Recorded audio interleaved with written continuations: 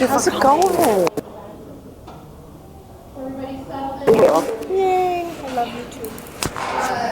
My name is Kirsten Running-Marquardt. I am a state representative here in Cedar Rapids.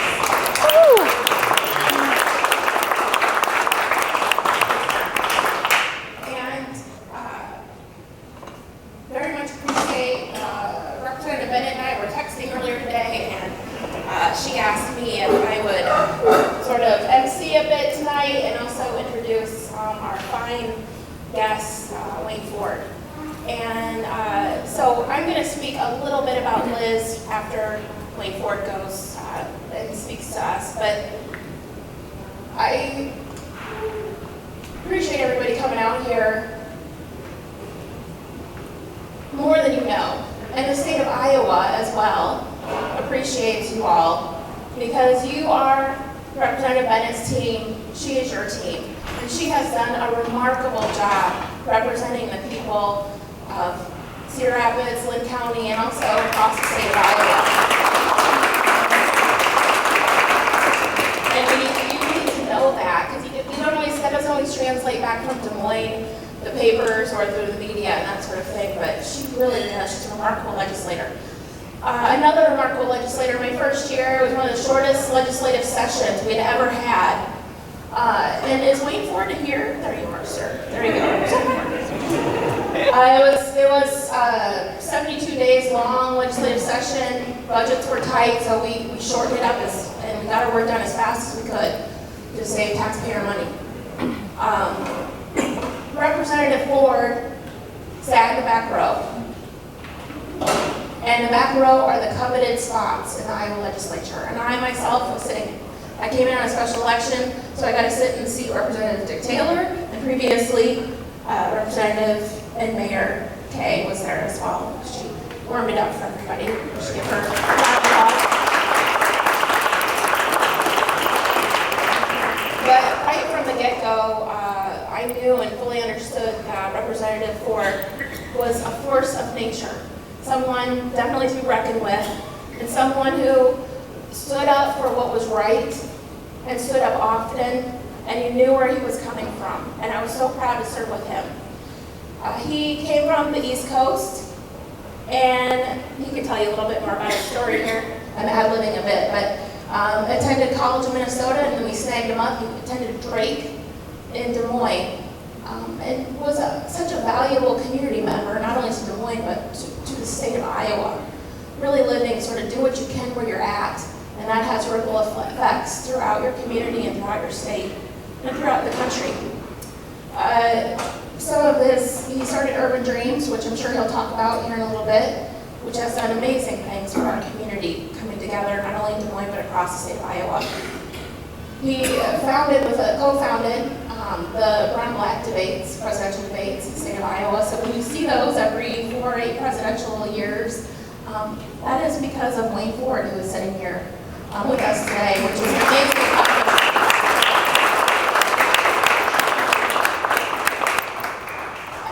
And as a legislator, he really left his mark on the state through different pieces of legislation, but the one that is so significant that we use today, and we've used the past several years, one of his lasting legacies is the legislation he passed to have a minority impact statement made with and developed with each bill that is coming forth before the Iowa House or before the Iowa Senate.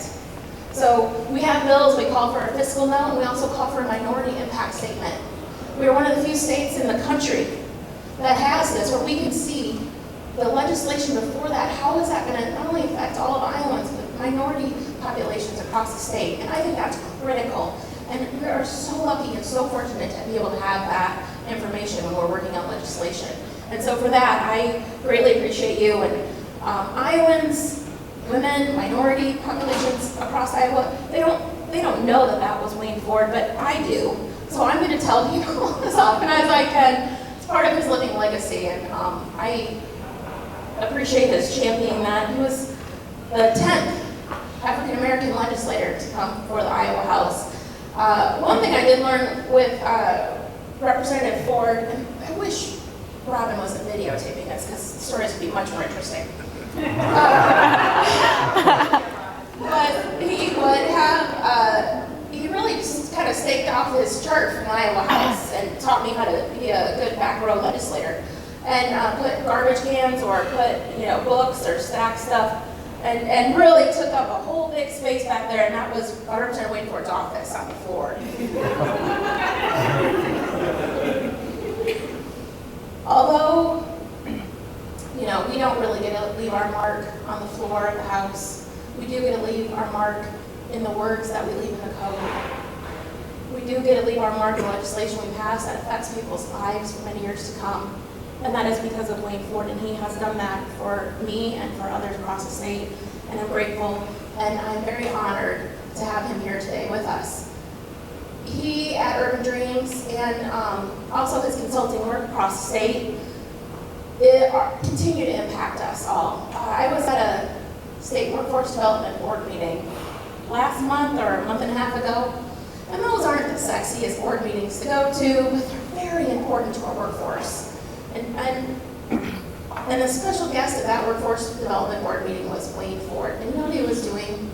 He was talking about unemployment numbers in women, unemployment numbers in minority populations across the state of Iowa, and how high, and we were looking, and not only bringing our attention to where there's problems and issues, but offering to sit at the table and bring solutions to those problems, and bring solutions so that all of Iowa, together, we can move forward together. And it's just, that's part of your living legacy too. I did hear a rumor he's going to be retiring soon, but I just can't see that happening. So, you may hear those rumors as well. I'm excited to have him here, and he can talk about Cedar Rapids. No community is perfect, no community is the same, we're all different. But I think that we can learn and grow from some of the knowledge that Representative Wayne Ford is going to be giving us today. So with that long introduction, but there was some great stuff in there you just couldn't leave out about Representative Ford. So with that, I'd like to introduce you all to Representative Wayne Ford.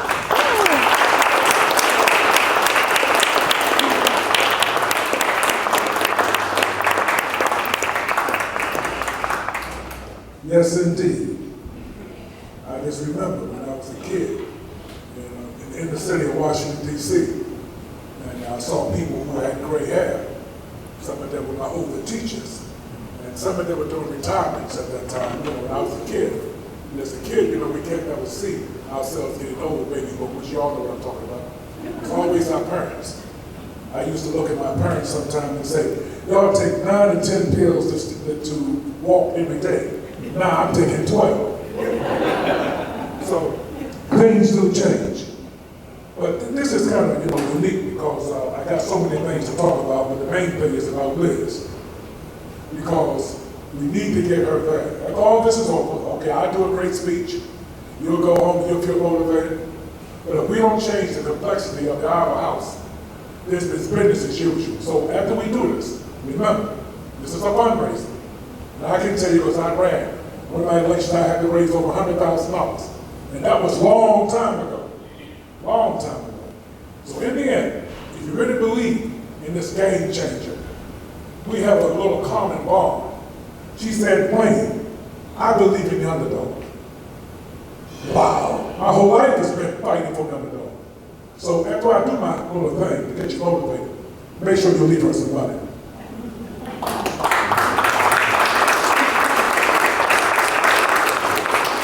A couple of people in the audience, nothing about a retired legislator, but when I see my former mayor, where's Kay? Kay, stand up, Kay. Kay, stand up.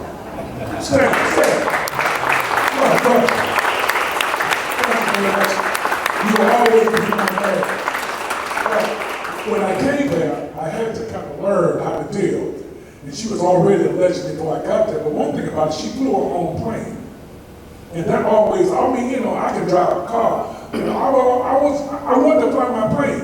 And one day she said, Wayne, you can fly the plane. And then she retired. I never got a chance to do that. Now she said, I'm not doing it anymore. You still owe me a plane ride. Let me see. Sit at the whole place here. Stand up a minute, man. I see that.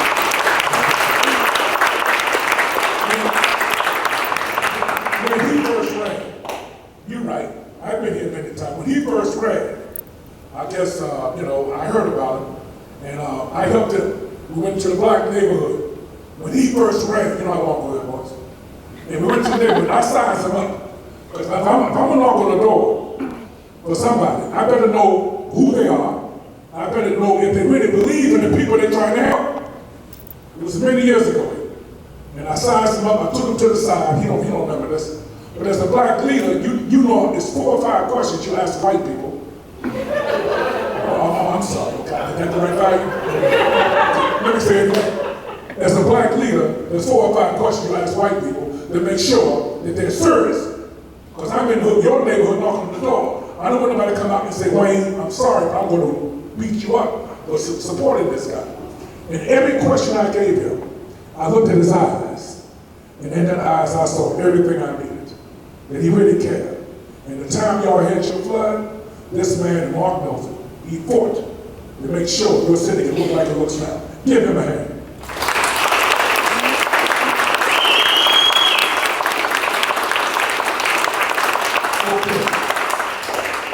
My teacher, Mark Smith. Stand up, Mark. That's one of the few people.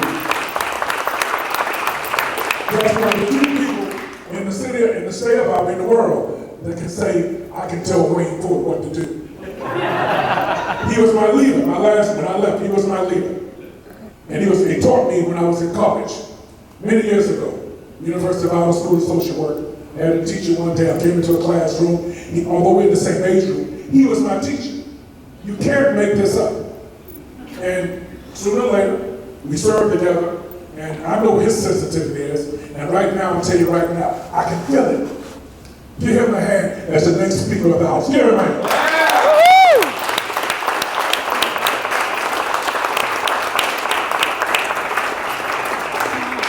All right, let's get a little bit about me. It's been a journey, y'all. I left D.C. when I was 17 years old. I was doing drugs, robbing buses. This is back in the 60s. I was just a bad kid. Because when I grew up, I didn't have a mother and father.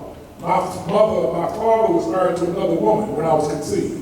So you're right, 70 to 80% of black people born in America was not born with a typical family.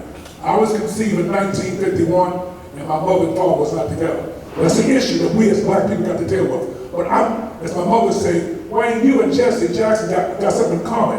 I said, what's that, Mom? You both are bastards. If I can be candid, that came from my mother. So, but what I'm saying, and I'm saying that to let you know an issue. Yes, we have things in our community that we need to work on. I never supported that kind of situation. I believe that people need to be married. I got that. But because I can go way back to 1951 and recognize that my father was married to another woman when I was conceived, that always stayed with me. And guess what? You are benefiting from it. Because I'm still seeking love. I'm still seeking acknowledgement. My mother told me that, I had to take you to a D.C. ghetto when you was conceived, because back then Howard University had I was born in D.C., but I was conceived in North Carolina, so my mother took me to Howard University in 1951, because Howard University was the only place that let black people in Washington, D.C. have babies. So I went there, and I was conceived in D.C. and left with my aunts. It's 1951. She goes back home to a little smaller town in North Carolina. And she said this, and her mother said, where's the baby? Her mother, my grandmother, knew that she was pregnant. And she left me in Washington, D.C. And to this day, she's in heaven now, but I thank her very much. But there was a reason, because the reason why you want to talk about me to the day I die, because I'm going to make sure that generations and people do the right thing. I want to fight for the underdog, because I know how it is to never suck your mother's breast as a baby. I know how that is, and let me tell you, it does make a difference. I know how it is when you go to school, and everybody got at least got one parent. I ain't got either one of my parents yet. And I'm in the first and second grade. Some of y'all know what I'm talking about. I'm in there looking, well, there's art. I ain't got nobody. But what God was doing for me was making me hungry and getting me ready. In the 8th grade, I was told to write my obituary. I'm in the American Dream book, Dan Rather, The American Dream, where he chose 20 people in America who exemplified the American dream. No ego, there's a lot of powerful people in that, but I'm in that. And the reason why he chose me, he said, When I got a chance to meet Dan Brown, he said, I read your story in Washington, D.C. Post about how you used to rob buses and do bad things. You became one of the most powerful black people in the history of Ireland. He said, when I heard that, how could you leave a D.C. ghetto and go to the fifth whitest state and do what you've done? So he put me in that book, The American Dream, you can read about. But that's okay. But all that wanting to be loved, wanting to be heard, I'm that guy. And I will be that guy until the day I die. So when I kind of thought about where do we go from here, that was my life in the beginning. I played football and I was pretty good. And my friends went to jail, went to prison, but I was a good athlete. And I got a football scholarship to Rochester, Minnesota. Of all the places, you got it. And when I started Capitol Hill, I was the only black guy there. When I was in Rochester, Minnesota, I'm the only black guy on the football team. Now here's a guy who chooses to speak urban. Here's a guy who talk his kind of language to the day he dies. In the ghetto, they call Wayne Ford talk is like Stacey Strangle. It's like Wayne Fordism, because I can take some words and stretch it. Stop laughing, teacher. I know you know what I'm talking about. Teach me, be right with some time. That's my teacher. I call him teacher. I'm using bad English on Capitol Hill. He don't even say anything. Thank you, teacher. Thank you. That meant a lot to me. But the bottom line is that Rochester changed my life. I was the only black on the football team. And then I was in a playing a football game. I took off from Minnesota. And I never, this changed it. We played a football game and I looked to the bus and I saw these guys in lumber jackets. And I said, hey man, I'm a little bit scared, man, because these guys look like they're gonna hurt me. This is in the late 60s. And a white guy stood up. His name was Scott Bradley. And he said these words, Wayne, don't worry about it. If they mess with you, they mess with all of us. That turned my life around. I was a black racist up until that point. I'm gonna say it again. I was a black racist up until that point. Then I recognized, we all in this together. 50 years later, you're still dealing with the issue of race. Why can't you stand up at the next time when the issue comes up and say, you know what? If they mess with you, they mess with me. It turned my life around. You took an educated racist, believe me, y'all. If I wanted to be evil and took my God-given talents to start a revolution or to hurt people, guess what? I could have done it. I have many skills. Some of you all know what skills I got. But I chose not to do it. All because that white guy stood up on the bus, saw my fear, and said, wait, he messed with you, he messed with us. So as we begin this democratic situation, this fundraising, we got some Democrats now who are not sure about helping blacks or not sure about helping females. Let that bring you together.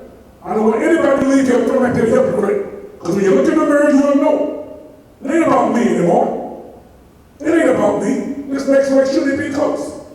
So I want to be clear with that. I want to be clear. Rochester changed my life. Went to Drake University. Again, very few blacks on the football team. Very few blacks.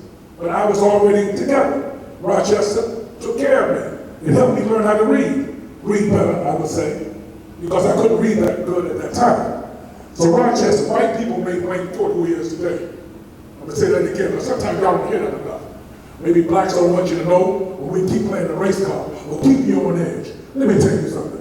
One of the most well-known blacks in our city, white people helped me a great deal. And I want to thank everyone, because I would not be where I'm at now if it wasn't for that white guy said, hey, or the teacher said, hey, Wayne, stay a little extra. I teach you how to spell a little bit better. Or the person said, you know what, I'm going to give you a second chance. They were not black people, y'all. They were white people. So as we go to this issue of race, it's just, you got some challenges in your community. I hear about them, y'all. I know that you don't want to talk. Let me tell you about race very quickly. When it comes to race, get ready. You've got to talk about it. When somebody says something, you got to pop up and say, if they mess with you, they mess with me.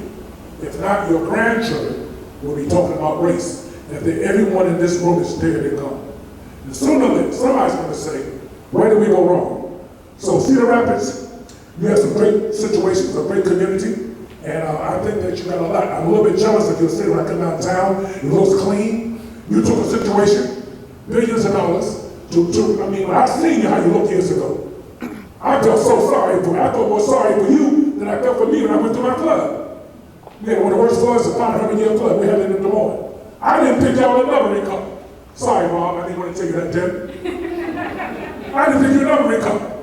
And you did it. And you did it. And everyone here was part of that. And generation to generation will talk about what you did.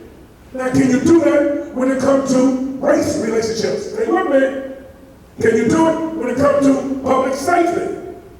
Can you do it? I seen what you did with cosmetics. I seen what you did with infrastructure. Okay, I got that. Very few cities in the country. And your mayor's still trying to do good jobs. But can you do it with infrastructure when it comes to race relationships? That's just your challenge. In Des Moines, I got white flight. I got white people moving so fast I can't breathe. No one was living in the city. No one's downtown. We had shootings downtown. Have you had a killing downtown yet? We had one in Des Moines. So I don't want you. Learn from what we're not doing. And guess what? It started because we didn't talk about race. You can't get away from it. So, why are we here today? Because you know I can go on and on and on. Bottom line is this. It all started in Capitol Hill. I miss my job. And I know sometimes I told Kate, I asked Kate, would she miss it? Guess what she said? Sometime. Because she was such an important role.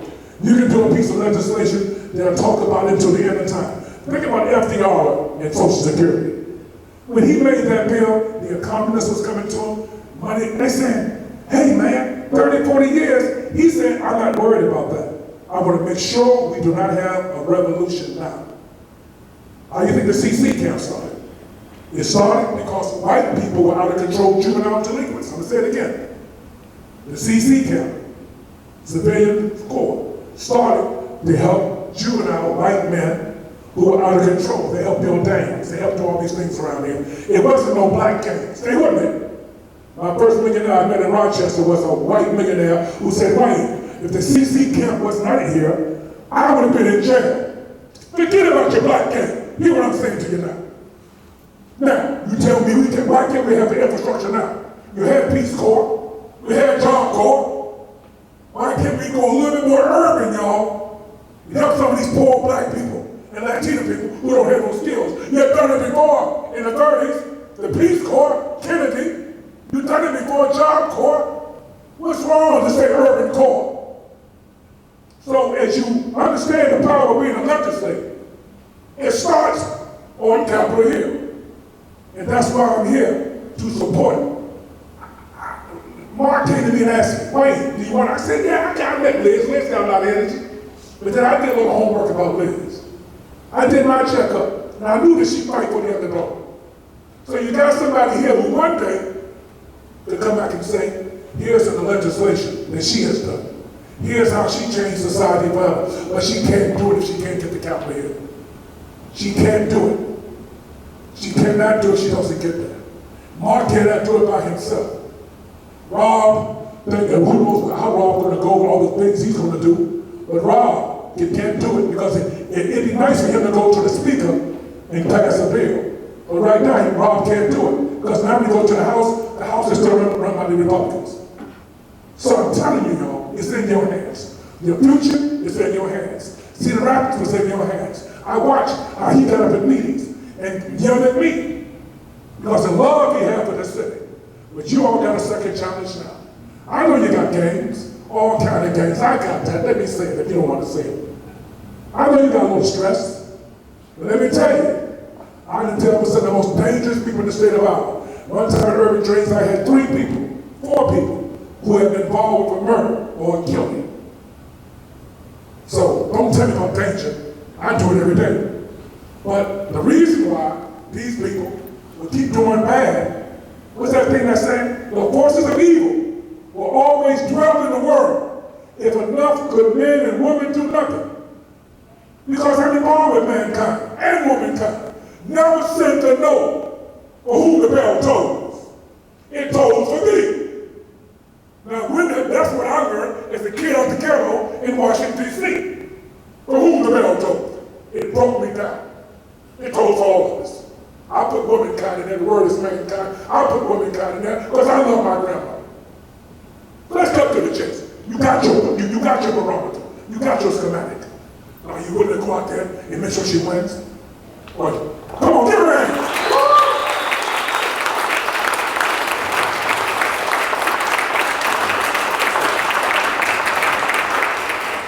As I close on Urban Dreams, wow, 30-year run, 31-year run. I had no idea that the person who would be following me would be a person from Cedar Rapids. Rob, Rob and Mark and all that, you just can't make this up. Now, you know, I stay mad at you sometimes because you beat me up on Capitol Hill. Mark, you get on me sometimes because me and my bad English. But I never thought the person who would follow my 31 years would be from your community. Isaiah Knox, raise your hand.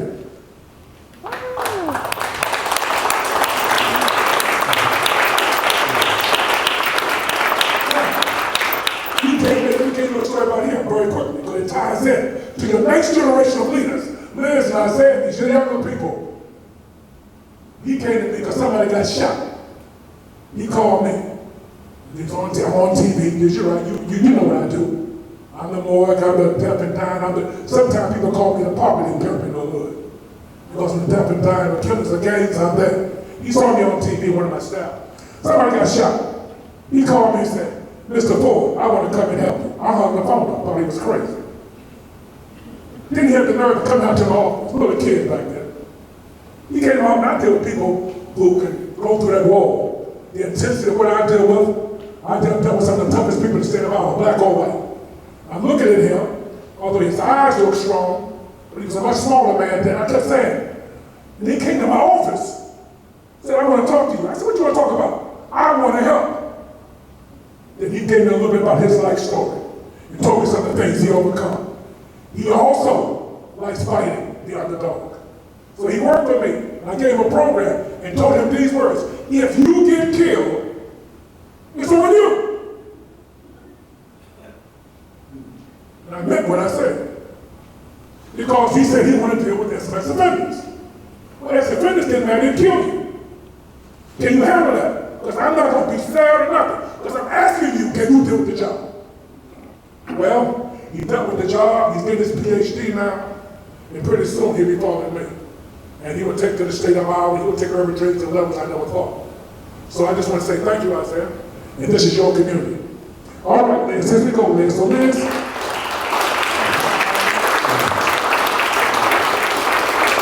we go, Liz.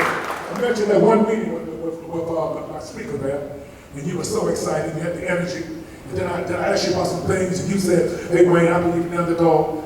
I truly believe you got a great opportunity, but hold them accountable. We need people like you to help with Mark. Mark is fighting the fight. I love Democrats, but all Democrats don't believe in helping underdog. All Democrats don't believe in minority rights. All Democrats don't believe in minority and female rights. They don't. I know you do. And that's what we need. So with that said, it's her show. Let's give her a wonderful hand.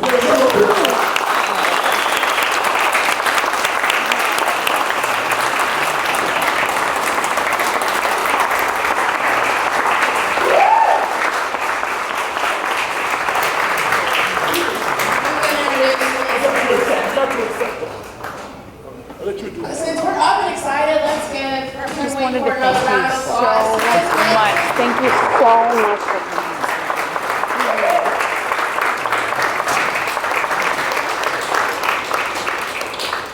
What's really exciting is that what we learn from you, and we can continually learn from you, and we can take that back home with us, and everybody do what you can where you're at. And every time you see somebody who needs somebody to tell them that you've got their back, take that opportunity. You just reminded me, and it was a good, so thank you for that. Somebody else who over and over and over again chooses to stick up for the underdog, to stick up for working men and women of the state of Iowa, even when it's not easy. To say that if we're going to have religious freedom in the state of Iowa, that it might not look like what your religious freedom you might consider it to be. And to push that boundary and to say, let's do the right thing by Iowans. Let's support religious freedom, even if it makes you uncomfortable. That's what Liz has been doing. Not only her legislation that she's worked on, a lot of workforce development issues. She served on the economic development budget sub with me, and she is the woman for the job. We have days where we need voices to say, here's what millennials are thinking. And we have a millennial in the IT arena who is there and has a great voice. Liz also stands up for, let me pause here for a moment, Representative Tyler Olson, dear friend of mine, had the opportunity to work with him as a legislator for a couple of years. He decided he was going to run for a different office or take leave, and I thought, how could he be replaced? What are we going to do in that district? And then I heard from my friend, Liz Bennett, who 8 years ago this day, or 8 years ago right around this time, Harvey Ross has been fighting for minorities, for women, just quiet, steady, strong man. I think we should give Harvey Ross a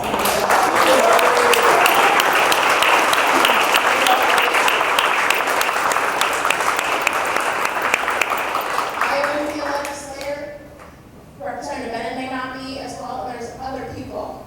Harvey Ross, when it wasn't easy and it wasn't comfortable, stood up for people to run for office in difficult, tough times. Representative Bennett, our children and people in the LGBTQ community and trans kids needed a champion. And we had in place a representative, a friend, again, I'll show up now, but she was there at the moment that we needed her especially to stand up for rights of all Iowans, even when it was tough and even when it might be uncomfortable for some people, to push those boundaries. And she was there and made the office her own. And I am so grateful and proud to be able to serve her. Again, I appreciate you all here in the room. I hope you can stand up one more time and give my colleague and my dear friend, Representative Liz Bennett, a warm welcome to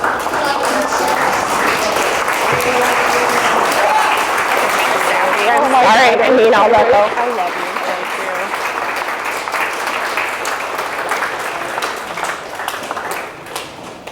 you. Everybody, thank you so much for coming out this weekend. Kirsten, thank you so much. I just have to first recognize all of the other elected officials and former elected officials in the room. Would you please one more time stand up for us? Let's give them a round of applause. Thank you to all of you for all of the things that you do for Iowans and for all of the ways that you have mentored me and other young legislators and young leaders who are coming up. Thank you so much for that.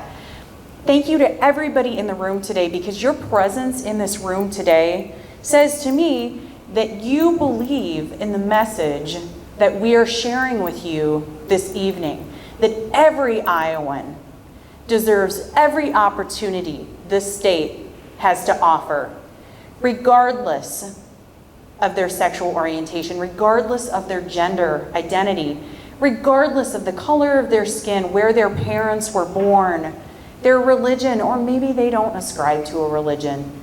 We all believe in this room that everybody deserves every opportunity that Iowa has to offer. So thank all of you for being here today.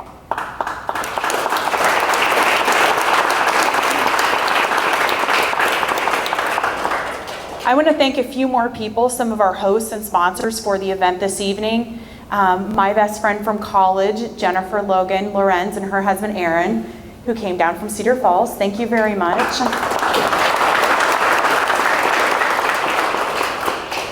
Catherine Stack and Michael Vasatka, thank you so much.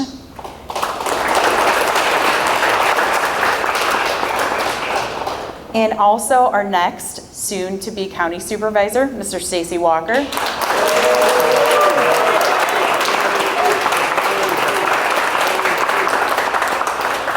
And Representative Ford, thank you.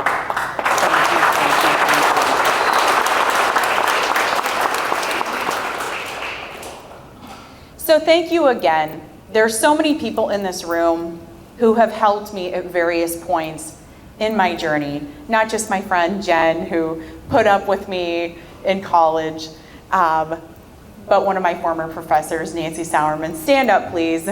Let's please recognize her.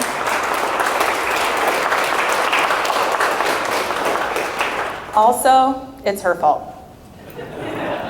So, one of my very oldest friends from the Quad Cities, Emily, is here today. Thank you so much for coming. Thank you for being my friend all of these years. And so many people are here tonight who were actively supporting justice in the form of marriage equality, which is really where I got my start as an organizer. And those same people who came out and did things that maybe they didn't really want to do so much, but they did it for the cause of justice, supported me when I first got this crazy idea to run for office.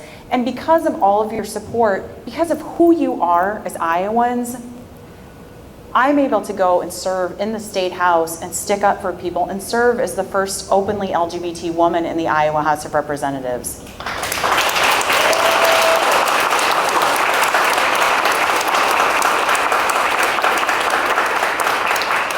And it's because of your support that over the past 2 years, I have had the opportunity to talk with rural kids from the state of Iowa who come with GSA groups and their parents to come and visit the state capitol. And what they can see in me is that maybe there's a future for their kids other than being bullied, other than being put down, other than all of the things that used to go along with being somebody who wasn't quite in the mainstream in the past. And that's because of your support that they are able to come and see that. So the impact that you make by supporting me goes far beyond legislation, and I thank you for that.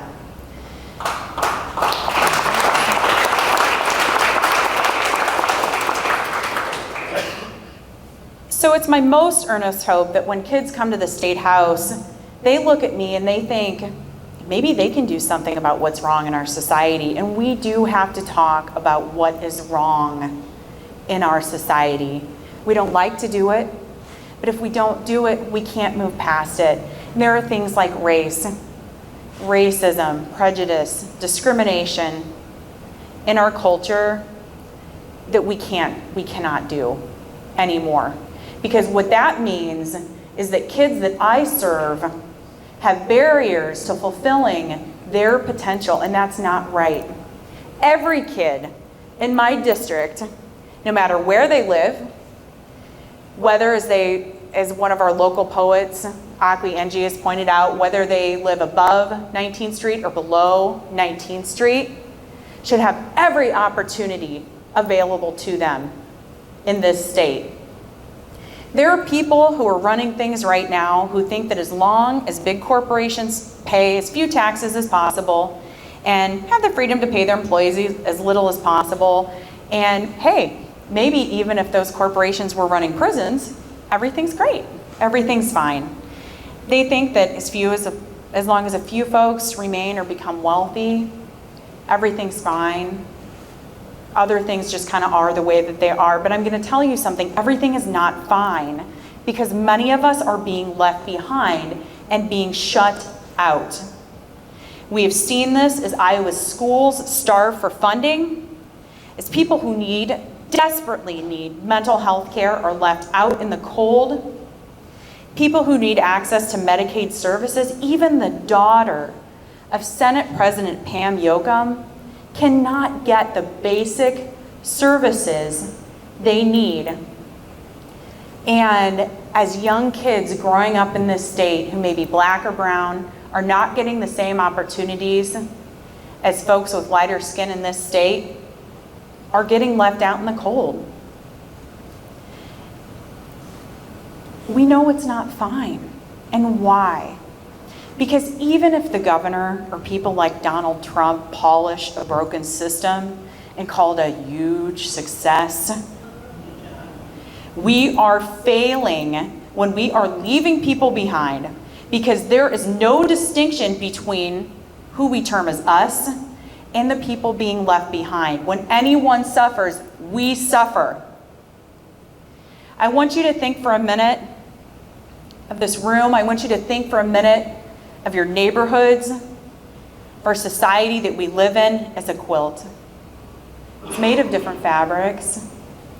Together, it's warm, it's lovely, it makes us think of good things. It's a good thing.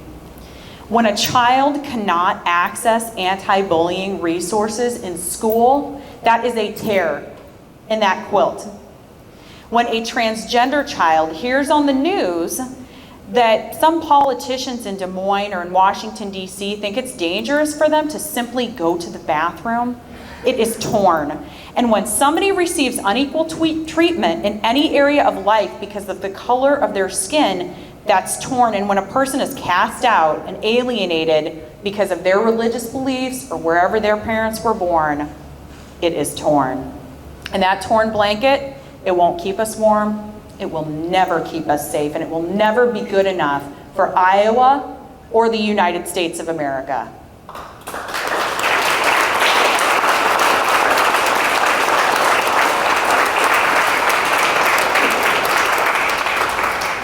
In this room, I believe we know that we succeed together.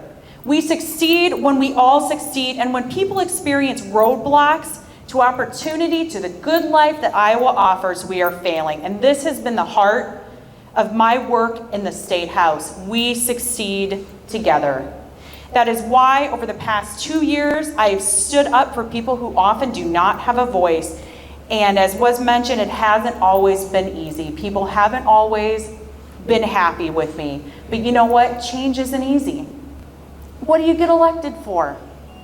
You don't get elected to dress up and have a tea party like some of these people are doing in there. You get elected to work for change. And that's what I believe in. As long as I am in the State House, or alive, when you don't think I'm going to be quiet just if I'm ever out of the State House. As long as I'm around, but particularly in elected office, whenever there are people who come to kick, to push others down, I will be there to stand up, because we succeed together, and we do that together, and I do that with your support. So again, I thank you.